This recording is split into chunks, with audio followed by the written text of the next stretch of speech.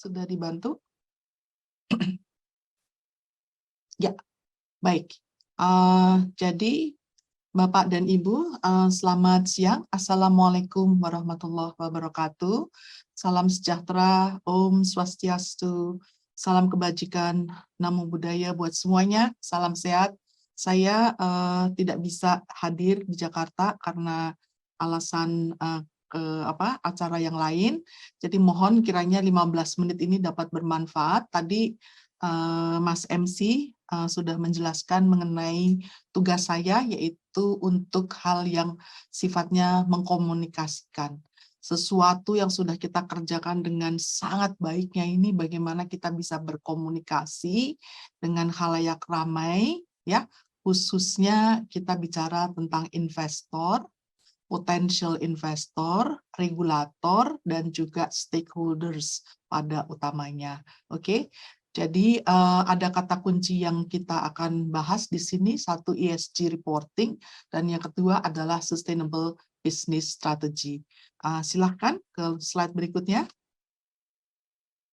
Nah, untuk urusan komunikasi, urusan kita membuat mendistribusikan informasi kepada khalayak ramai ini, kalau di Indonesia itu ranahnya miliknya DSAK IAI, Dewan Standar Akuntansi Keuangan, itu untuk urusan yang keuangannya, financial statement, dan untuk urusan yang bukan keuangannya, non-keuangannya, ESG reporting ini adalah non-financial reporting, itu di Indonesia dibentuk yang namanya adalah task force, ya, task force yang bernama Task Force Sustainability Reporting atau Task Force Comprehensive Corporate Reporting, bentukan dari berbagai macam elemen yang ada di pemerintahan maupun yang ada di DSAK IAI. Jadi ini adalah merupakan task force berdiri Desember 2020 menyikapi atas informasi dan urgensi yang terjadi bahwa kita semua harus menggunakan satu bahasa dalam mengkomunikasikan ini.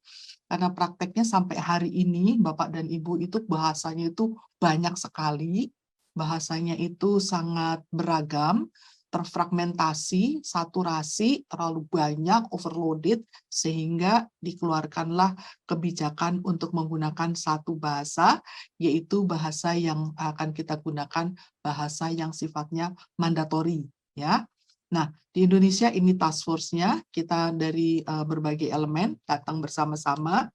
Kemudian saya akan jelaskan ke slide berikutnya, ya Bapak dan Ibu. Slide berikutnya ini penting sekali. Mungkin Bapak dan Ibu udah pernah mendengarkan penjelasan saya mengenai slide berikutnya ini. Sudah ada yang pernah duduk sama saya. Jadi ini slide ini penting sekali untuk saya jelaskan karena kita menggunakan bahasa atau istilah CSR, ESG, kemudian sekarang kita lihat ada namanya bahasanya mandatory IFRS S1, mandatory IFRS S2, ini yang tanggal 26 Juni kemarin dikeluarkan oleh IFRS Foundations, menjadi mandatory buat seluruh jurisdiksi yang mengadopsinya, ya, untuk menggunakan satu bahasa, ya, diberlakukan 1 Januari 2024, ya, nanti untuk pelaporan tanggal 31 Desember 2024. Di Indonesia belum jadi mandatori, tapi kalau Bapak dan Ibu menggunakan pelaporan menggunakan standar IFRS S1, IFRS S2 ini diperbolehkan, adopsi dini diperkenankan. Tentu saja acuannya bukan ke PSAK atau mungkin kalau kita nanti namanya adalah namanya bukan PSAK, tapi tentu saja pernyataan standar keberlanjutan gitu, PSA gitu. Nah, ini di Indonesia belum ada karena memang kita belum merumuskan, kita baru terima, sedang mempelajarinya untuk juga tektokan dengan jurisdiksi yang lain. Tadi pembicara yang sebelumnya bicara dengan aturan main yang ada di Bappenas, aturan main di KLHK, aturan main di Kementerian Keuangan, DJP, dan lain sebagainya. Nah, ini nanti kita akan godok bersama-sama dalam task force untuk kita tektokan semuanya, koordinasi, sehingga keluar satu bahasa yang semuanya nanti akan menggunakan bahasa yang sama menyiapkan pelaporannya. Entah itu perusahaan swasta, entah itu public listed company, entah itu nanti koperasi, entah itu perbankan, dan lain sebagainya, itu nanti akan digodok belakangan. Tapi memang ini standar versi dunianya baru keluar tanggal 26 Juni 2023. Nah, Bapak dan Ibu bisa lihat ya di sini sustainability reporting sebelum yang kita kenal CSR itu ada di stage ketiga ya. Nah, ini sifatnya sangat filantropis sekali, menyenangkan banyak pihak, which is not easy ya, karena menyenangkan banyak pihak itu ada yang senang, ada yang kurang senang, ada yang senang banget gitu. This is not easy dan sukar untuk diukur. Ya, jadi ukurannya itu berapa sih yang bikin senang itu, ini yang menjadi kesulitan, sehingga juga investor sendiri juga nggak melihat ada manfaatnya membaca CSR reporting. Oleh karena itu CSR reporting bertransformasi menjadi ESG reporting. Ya. E, environmental, S, social, G, governance. Hanya saja Bapak dan Ibu, ESG ini sangat multifokus kepada investor, menyenangkan satu pihak, stand alone stakeholder, yaitu investor. Nah, masalahnya ESG ini, framework yang kita gunakan itu ada banyak banget, ada ratusan framework yang ada. Mungkin beberapa pelaku utama mulai dari CDP, CDSB, kemudian ada IIRC, ada SASB, ada kemudian TCFD, kemudian ada PRI, kemudian ada IOSCO, World Economic Forum, SDG punya yang lain lagi, dan GRI kita juga tahu itu yang paling komprehensif. Itu membuat perusahaan jadi menggunakan framework yang berbeda-beda. Itu versi ESG reporting ya. Jadi ESG itu dibuat dengan versi bermacam-macam, bikin bingung si investor karena banyak redundancy, banyak pengulangan, banyak fragmentasi, dan overloaded. Oleh karena itu tadi saya katakan IFRS berupaya untuk menyeragamkan ini semua. Framework yang ratusan jumlahnya itu, mungkin Bapak dan Ibu nggak pernah nyangka bahwa jumlah framework itu sekitar 880 framework yang ada, gitu ya. Itu kita seragamkan dengan satu bahasa. Next step-nya adalah berupa yang namanya adalah CCR, Comprehensive Corporate Reporting. Itu yang dikeluarkan tanggal 26 Juni 2023 ya Bapak dan Ibu, untuk kita semua mulai menyiapkannya. Ada 8 deliverables, ada 8 rencana yang akan dikeluarkan, baru 2 yang sudah jadi standar ya. Standar ini lewat proses due diligence yang ketat, tanggal 31 Maret 2022 dikeluarkan exposed draft-nya, jatuh tempo komennya tanggal 29 Juni 2022, baru keluar versi finalnya tanggal 26 Juni 2023. Next slides.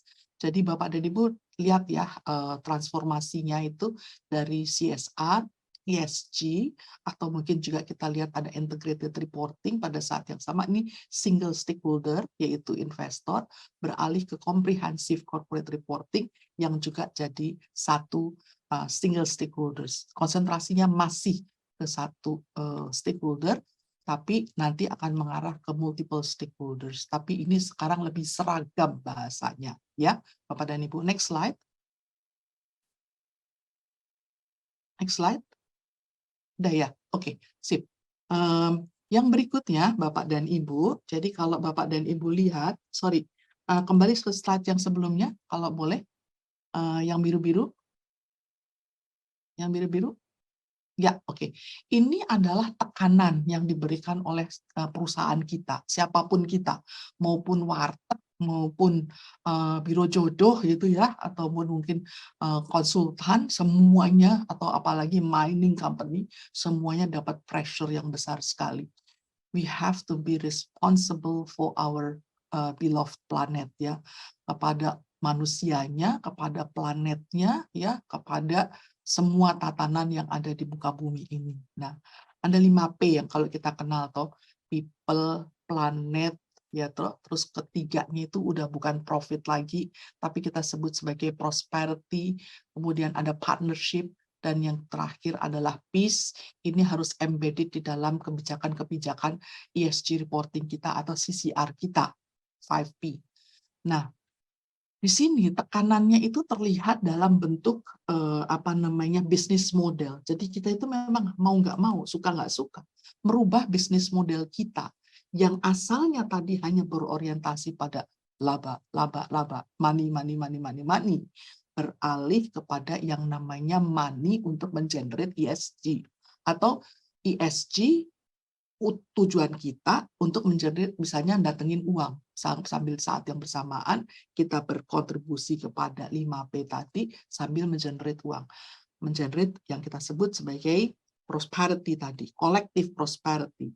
Tapi yang terjadi di sini adalah bahwa impact itu pressure-nya jauh lebih besar. Nah, ini sekarang yang saya percaya bahwa kita itu ada di stage ketiga ya, bahwa ESG yang kita lakukan, ES dan G kita lakukan, itu adalah dalam rangka mengenerate prosperity, at the same time kita juga mengenerate impact.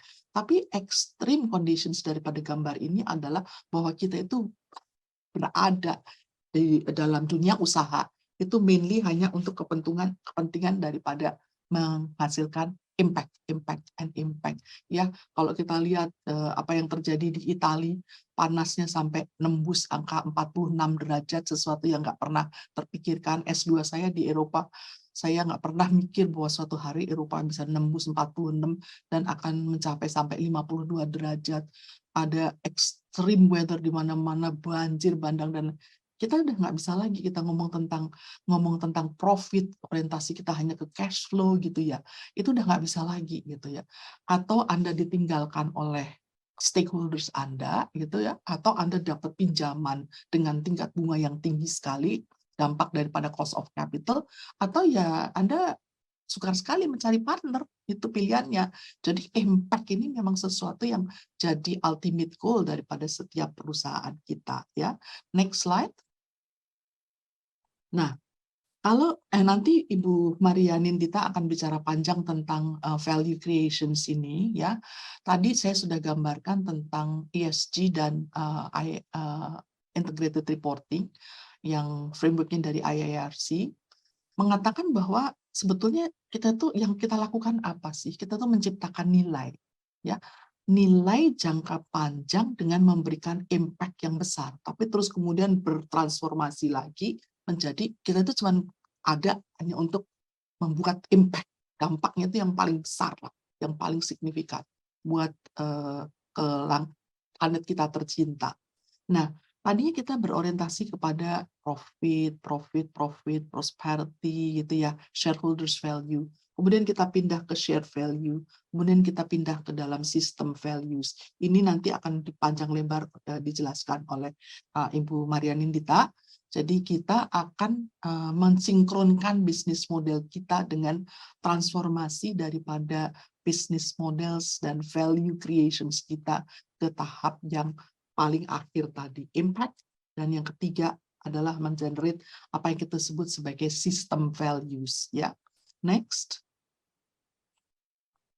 Nah, business strategy, sustainable business strategy ini di dalam ESG kita, kalau kita lihat ESG itu tidak bicara tentang business strategy karena kan kita cuma ngomong E, S dan G kan.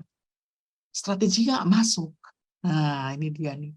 Jadi kalau kita lihat sebetulnya E, S dan G ini adalah merupakan bagian atau subset daripada sustainable business strategy.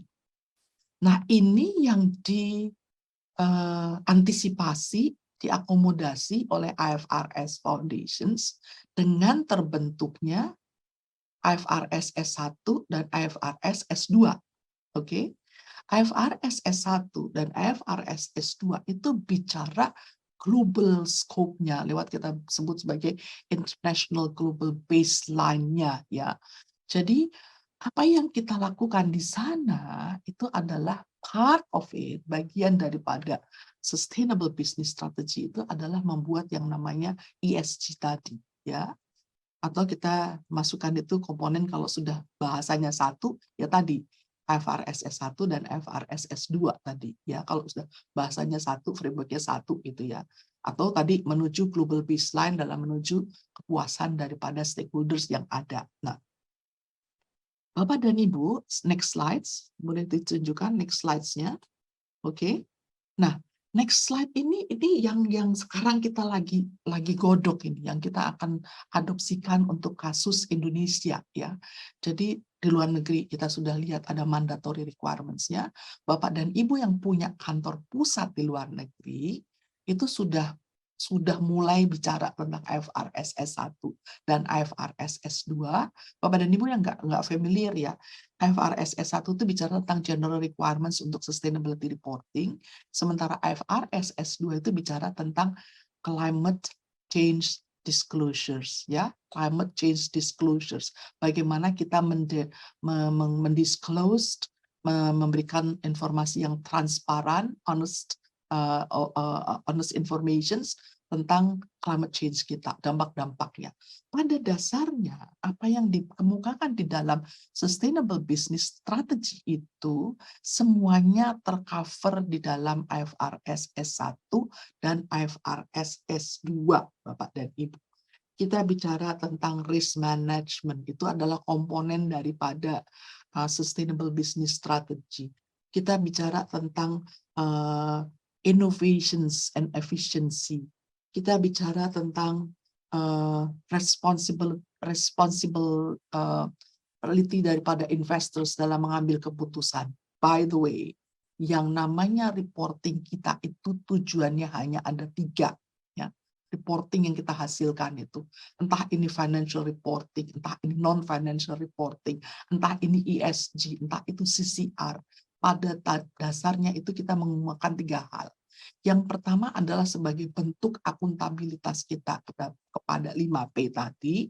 Yang kedua, supaya itu berguna bagi pengambilan keputusan bagi investor, yaitu decisions usefulness. Yang ketiga, yang saya tulis di sini, poin ke-6, yaitu yang namanya innovations and efficiency, cost effectiveness.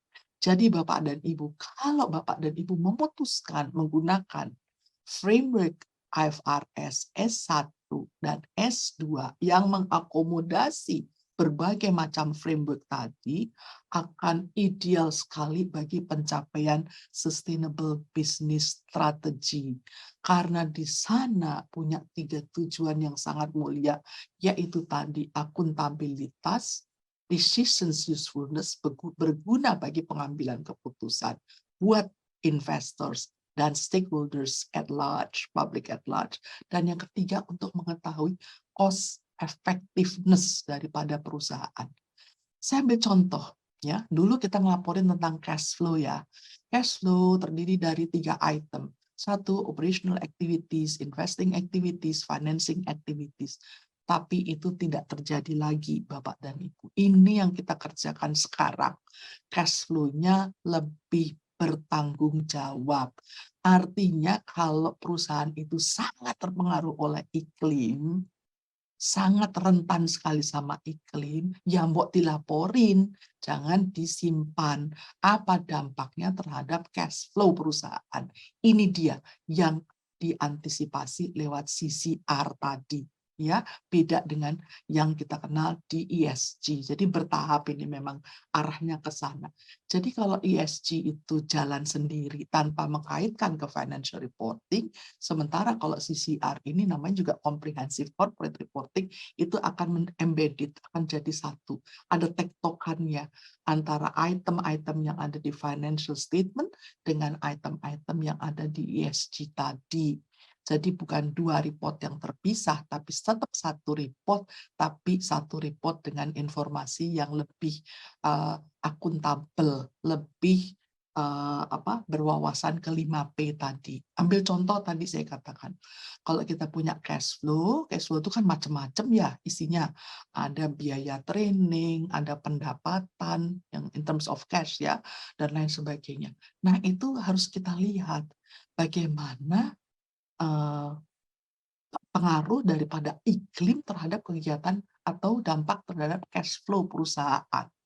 Jadi bukan hanya past performance saja yang kita lihat, tapi ke depannya forward looking kita juga harus lihat itu apakah cash flow kita juga akan terganggu kalau terjadi perubahan iklim yang luar biasa seperti ini. Jadi Bapak dan Ibu, next slide. Ini yang paling penting, next slide. Nah, ini yang paling penting. Ini kuncinya, bagaimana menghubungkan antara ESG dengan bisnis sustainable business strategy tadi ya. Ini gambar ada di IFRS S2 ya. Dan gambar ini yang merupakan kunci kenapa kita harus mencapai atau menggunakan mandatory requirements ini ya. Pada dasarnya ada 4 tema atau core content daripada IFRS S1 dan S2. Isinya sama ya. Satu cuma general requirements, yang satunya lebih kepada climate change. Yaitu ada 4 tema atau core content utama. Yang pertama ada istilahnya namanya adalah satu itu adalah seperti yang Bapak dan Ibu lihat di sini ya dengan baik. I-nya ada I-nya ada, S-nya ada, G-nya ada, tapi urusan climate itu dijabarkan lebih rinci lagi. Kita bicara tentang matriks yang sudah terjadi, matriks yang akan terjadi, target ya. Tadi dari institusi lain bicara tentang Bappenas, KLHK dan lain-lain sebagainya itu bagus sekali. Itu masuk dalam matriks targetnya. Dalam pelaporan kita harus melaporkan target menurut Kementerian Keuangan, menurut Kementerian Lingkungan Hidup dan Kehutanan, target menurut DJP, dan lain sebagainya. Kita sudah mencapai target atau tidak dari ukuran metrik-metrik yang ada. Itu adalah risk management dan opportunity di dalam itu adalah urusannya dengan E, environment. Kemudian ada governance tentu saja ya, dan itu kalau kita ngomong tentang risk management tentu saja ada urusannya dengan people juga, social aspect.